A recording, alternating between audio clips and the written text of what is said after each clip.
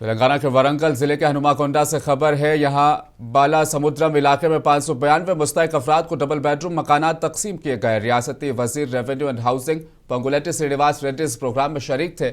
इस मौके पर उन्होंने मकामी MLA राजेंद्र रेड्डी, मेयर गुंडू सुधारानी और दीगर अवामी नुमाइंदों की मौजूदगी में कुछ घरों का संग बुनियाद भी रखा और मकानों की सुपुर्दगी तकरीब में शिरकत भी की। जलसे से खिताब करते हुए रियासती वजीर पंगुलेट्टी ने साबका BRS हुकूमत को सख्त तनकीद का निशाना बनाया।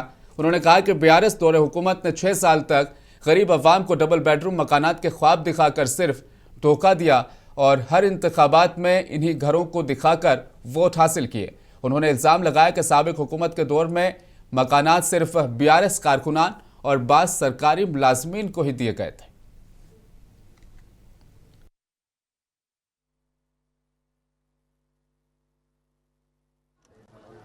అదిగో అని అట్లా ఎడవాడి కట్టి చూపించి రెండోసారి కూడా ఓటేసుకొని మళ్ళీ మూడోసారి మీరు నాకు ఓటేస్తే ఆ చూపించింది మీ ఇంటికి అందిస్తానని చెప్పి మాయ మాటలు చెప్పారే తప్ప